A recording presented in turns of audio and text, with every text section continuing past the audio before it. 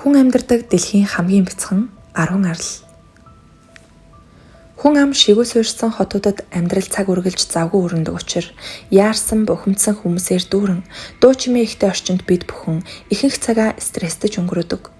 Далайн дундах жижиг арал дээр тайван амгалан амьдрахыг олон хүн мөрөөддөг байх. Ингээд хүн амьдардаг газрын диваачин болсон гайхмаар бяцхан 10 арлыг танилцуулъя. 10. Питкэрн арал, Их Британи. 4.5 км² хэмжээтэй энэхүү жижигхэн арал нь номхон далайн өмнөд хэсэгт байрладаг. Халуун орны ургамал амьтдаар баялаг амьд галтуул бүхий Питкэрн арал дээр Панамын сувг нэгдсэний дараа л жуулчид ирэх болсон юм. Питкэрн хотод 35 хүн амьдардаг. Тэд бүгд Британийн Боунти хөлөг онгоцыг эзэлсэн босогчдын үр удам юм. 1789 онд Боунти хэмээх хөлөг онгоцны багийнхан бослог гаргаж удирдлагыг гартаа авчээ. Тэд ахмадаа цөөн хідэн дэмжигчдийн хамт завинд суулгаад Британи руу буцаагаад явуулжээ. Азар тэд амьд гарсан бөгөөд 6000 км замыг туулж нутагтаа ирсний дараа бослогын талаар эрх баригчдад хэлсэн байна. Харин босогчдоос цөөн хідэн ойролцоо байсан Питкэрн арал дээр суурьшихаар шийджээ. Энэ шийдвэр нь тэдний хувьд маш ухаалаг шийдвэр байсан гэдэг. Учир нь босогчдын гол бүлэг Тайтид суурьсан бөгөөд тэднийг Британийн эрх баригчид удалгүй баривчилсан юм. Харин Питкэрн дэх далайчдыг 40 жилийн дараа илрүүлсэн байдаг. Тэр үед хөөн хилцэх хугацаа дууссан байсан учраас хэргийг нь хэрэгсэлгүй үлдээсэн байна. Тэдгээр далайчид амьд үлдээ зогсохгүй бүр нутгийн эмэгтэйчүүдтэй гэрлэж үр удмаа үлдээсэн нь өнөө хүртэл Питкэрн дээр амьдарсаар байна. Аяллаа хөлөг онгоц Питкэрн хотод жилд ердөө 4 удаа очдог. Тэнд очисон жуулчид арлаар хэдхэн цаг аялах хэрэгтэй байдаг. Гэхдээ энэ нь арал жижиг учраас үзэсгэлэнт байглаар аялах, нутгийн иргэдтэй уулзахад хангалттай хугацаа юм. Арлын цөөхөн хүн амын 3/1 нь л ажил хийх чадвартай тул засгийн газрын тусгай хөтөлбөрийн дагуу Питкэрн хотод шинэ оршин суугчдыг татахыг оролдож байсан хэдий ч соёл иргэншлээс дэндүү хол учир очиж суурьших хүн бараг байгаагүй юм. 9. Монсен Мишель арал. Францын Монсен Мишель арал нь жижигхэн хэдий ч маш алдартай. 830 м тойрогт багтах 100 га талбайтай. Эргээс 1 км зайд байх тус арал Парис хотоос 285 км-ийн зайд оршдог бөгөөд 708 онд байгуулагджээ. Олон зуун жилийн өмнө хэдэн мянган оршин суугчдтай том цайз байсан боловч 2021 оны байдлаар 25 оршин суугч тоологджээ. 1979 онд энэхүү арлыг дэлхийн үнэт төв хөрөнгө хэмээн албан ёсоор бүртгэсэн бөгөөд арлын ойр орчмын цэвэр цэмцгэр байдлыг хадгалахын тулд хүмүүс цайзад амьдардаг. 6 дугаар зууны үед арлыг олж нээсэн бөгөөд Гиген Михайлын өдрөөр уг ууланд диваачинд очих хаалга нэгддэг хэмээх домог бий. 8 дугаар зууны үед уг арал дээр барилга барьж эхлэх үед маш олон ажилчид өөд болж байсан тул арлын нэрийг оршуулгын уул хэмээн нэрлэдэг байв. Тус арлыг ашиглан викингүүдтэй тулалддаг байсан бол 933 онд норманчууд уг арлыг эзэлж авснаар стратегийн чухал бомбт болсон байна. 1204 онд Францын хаан Филипп Август Нормандыг эзэлж авах үед Британий цэргүүд тус арлыг шатаажээ. Харин уг арал Франц Английн 100 жилийн дайны үед эргэн цэцэглэн хөгжиж эхэлсэн юм. Гэсэн хэдий ч англичууд Франц руу дайрах үед арал бүхэл бүтэн 10 жил тулалдаж бараг бүхэлдээ сүйдсэн ч хамгаалж чаджээ. Харин Францын хувьсгалын үед лам нар арлыг орхин явжээ. Үүнээс хойш арлыг эрх чөлөөний уул хэмээн нэрлэж байсан бөгөөд 1863 он хүртэл шорон болгон ашигласан түүхтэй. Шоронд нь улс төрийн хэрэгтнүүд хоригддог байжээ. Хожим 1966 онд арлын сүмд лам нар иргэн эрцгээжээ.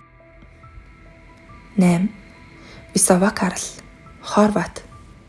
Улиас модоор бүрхэгдсэн ердөө 1.7 га хэмжээтэй Висовак арал нь Хорват улсад Кник, Себеник хотуудын хооронд орших Керка хэмээх байгалийн цогцлборт газарт байрладаг.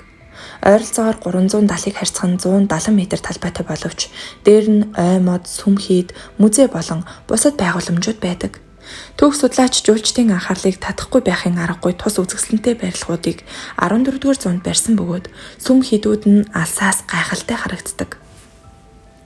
7. Тиберина арал, Итали. Тиберина арал нь Ромыг дайран урсдаг Тибер мөрөнд орших цорын ганц арал юм. Тибер арал нь Тиберийн өмнөд тохойд байрладаг. Арал руу хүн бүр очиж үзэх боломжтой голын эргүүдтэй холбогдсон 2 гүр хөтэлдэг. Анхандаа тус арлыг 2 гүрний хооронд харал хэмээн нэрлэдэг байв. Арлын зав хэлбэртэй бөгөөд ойролцоогоор 270 м урт, 67 м өргөнтэй. Тиберийн арал дээр 10 дугаар зууны үеийн сүм 16 дугаар зуунд байгуулагдсан эмнэлэг байрладаг. Домогт үгүйснээр дарангуйлагч Тарквениусыг унсны дараа тэрслүү ромчууд түүний цогцыг Тибер мөрөн рүү шиджээ. Дараа нь түүний бие ёроолт тогтож түүний ариун бус биед маш их шавар шороо наалтан хуримтлагдж эцэст нь Тибер арал үссэн гэдэг. Өөр нэгэн домогт ард иргэд жигсэн зэвүүдсэн удирдлагынхаа буудай үр тариаг нь хулгайлж Тибер мөрөн рүү хайсан нь эцэст нь арал болсон гэж үздэг. 6. Блед нуурын арал. Словен. Альпийн нууранд орших Словений нэгэн дурсгалт газар болох Блед нуур үлгэрийн гэмээр үзэсгэлэнтэй харагддаг. Блед нуурын дунд байрлах ердөөний 1.4 га талбай бүхий жижигхэн арал дээр Словений хамгийн эртний Марианы сүм оршдог бөгөөд барилгууд нь дундад зуунаас ихтэй. Энэхүү жижигхэн арлын сүмд дэлхийн өнцөг булан бүрээс христэн шашинтнууд ирж тайвшрал мэдэрдэг бөгөөд хүмүүс хонхыг нь цохих үед хамгийн том хүсэл мөрөөдөл биелнэ гэж итгэдэг ээж. Арал дээр Марианы сүмээс гадна улаан хавтантай дээвэр бүхий, дундад зууны үеийн байшингууд, археологийн музей, кафе, бэлэг дурсгалын дэлгүүрүүд байрладаг. Эдгээрийн хамгийн эртний барилга болох Блед сүмийн цайз 52 м өндөр цамхагтай. Блед арал нь Словен улсын жуулчдыг татдаг гол үзмрүүдийн нэг бөгөөд өвөл цас орсон үед улам үзэсгэлэнтэй харагддаг. Мөн тус арал дээр ирсэн хосууд хийдэг нэгэн гайхалтай уламжлал бий. Хэрвээ тухайн хос ирээдүйд хурмаа хийх гэж байгаа бол сүмийн 99 шатаар хамтдаа өсөх ёстой. Ингэхдээ эрэгтэй нэмэгтэйгээ өргөж явах ёстой бөгөөд шатаар амжилттай өсөж чадсан бол хамтын амьдрал нь аз жаргалаар дүүрэн байдаг ажээ. 5. Вильгельмштейн харал. Герман. Германы хойд хэсэгт Ганновер хотоос 30 км-ийн зайд Штайнхут Мир нуур оршдог. 18 дугаар зуунд Вильгельм гүн өөрийн аюулгүй байдалтай маш их санаа зовнин хөрөнгө хамгаалах зорилгоор энэхүү нууран дээр бэхлэлт цайз байгуулах зарлиг гаргажээ. Түүний хүслийн дагуу нуув Чарлыг анх үүсгэн байгуулахад маш олон хүн хүч, эд материалын нөөц хэрэг болсон гэдэг. Ингээд нутгийн иргэд 5 жилийн турш тасралтгүй элс хайрах чулууг загасчдын заваар зөөсөр тус арлыг бүтээсэн түүхтэй. Тэд өвлийн улиралд хайрах чулууга хүлцэн нуурын мөсөн дээр чаргаар тавирладаг байжээ. Анх 16 хэсгээс бүрдсэн арал байсан боловч цаг хугацааны явцад хоорондоо нийлсэн байна. Арлыг бүтээж дууссаны дараа голд нь 4 хошуу од хэлбэртэй чулуун цайз барьжээ. Тус цайзад цэргүүд алпаадаг байсан бөгөөд цэргүүдийн хувьд маш хүнд сорилт болдог байв.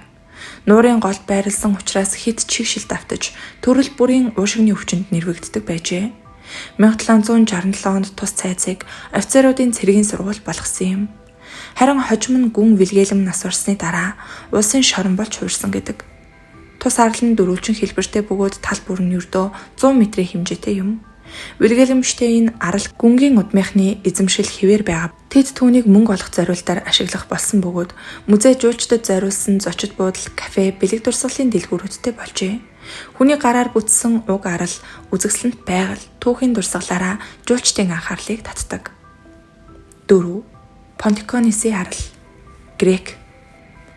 Понтиконисын арал нь ердөө 1 га хэмжээтэй тул хулганы арал гэж нэрлэгддэг бөгөөд хүн амьдардаг дэлхийн хамгийн жижиг арлын тоонд багтдаг. Ногоо модоор шигүү бүрхэгдсэн тул түүн дээр юу байгааг харахад хэцүү. Гэхдээ та сүмийн орой руу гарах цагаан шатыг тод харах болно. Холоос тэр нь хулганы сүлдээ төстэй харагддаг. Газар дундын тэнгист оршдог түүхэн дурсгалт газар болох энэхүү арал дээр 11-ээс 12 дугаар зууны үед баригдсан Византийн сүм байрладаг. Өндрөөс харахад сүрсэн хөлөг онгоц мэт харагдах тус арлыг эртний грекчүүд Зевсийг урлуулж аимшигч шуурганд өртсөн Одиссегийн хөлөг онгоц гэдэгт итгэдэг байжээ.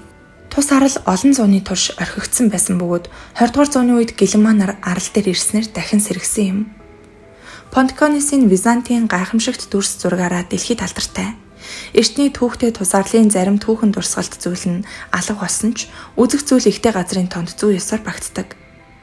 Эндээс үзэгсэлэнт тэнгис Грекийн тосгодуудыг харж болно. Мөн тус аралтай Блачерны хэмээх жижигхэн сүм нарийнхан гүрээр холбогдсон байдаг нь жуулчдын сонирхлыг ихээр татдаг. 3.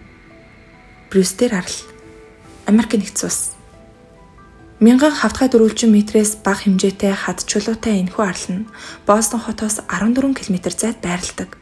Бяцхан Брюстер дээр нэг гэрэл цамхаг байдаг бөгөөд түүнийг Бостон Лайт хэмээн нэрлэдэг. Америк нэгдсэн улсын хамгийн эртний гэрэлт самхгуудын нэг Бостон Лайтн далайчдад далайн эрэг ойрхон байгааг зааж өгөх үүрэг гүйцэтгэсээр байна. Харин Америк нэгдсэн улс даяар бусад бүх гэрэлт самхгуудыг автоматжуулсан учраас тэдгээрт хүн байрлуулах шаардлагагүй болсон юм. Гэвч Бостон Лайтн түүхэн дурсгалт газар учраас түүнийг харж хандах, арчлах хин нэгэн заавал томилох шаардлагатай болжээ. Тиймээс Салли Слаймон хэмээх бүсгүй 1998 оноос хойш бяцхан Брюстер арал дээр байрлан гэрэлт самхгийг хариуцах болсон юм. Тэр ийм хариуцлагатай албан тушаалыг хүлээсэн цорын ганц эмэгтэй. Салли тус арал дээр нөхрийн хамт олон сарыг өнгөрөөдөг бөгөөд шаардлагатай бүх зүйлийг нь Америк нэгдсэн улсын далайн эргийн харуул их газраас завар хөргөж өгдөг. Арал дээр зурагт интернет байхгүй ч Салли тэдгээр нь огт чухал биш. Мөн Бостон Лайтыг үзэхээр жил бүр олон тооны жуулчид ирдэг. 2. Данбар арал. Гондурас.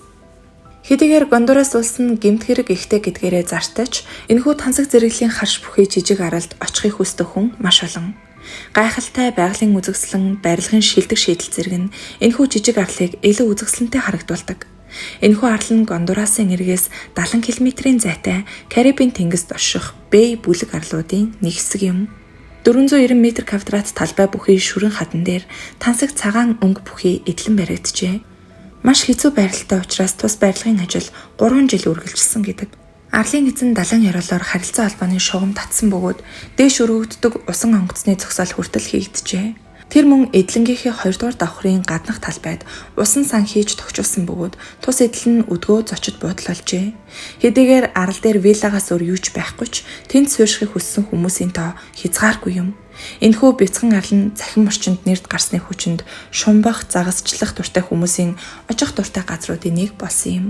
Мөн домогт далайн дээрэмчин хар сахалтын Эрдэнэс энд бий гэсэн аман яриа хүмүүсийн анхаарлыг өөрийн эрэхгүй татдаг байна. Тус домогт өгүүлснээр цууд далайн дээрэмчний Эрдэнэс Данбарын ойролцоох агууд нуугдсан байдаг ажээ. 1. Мянган арлын олдрыг.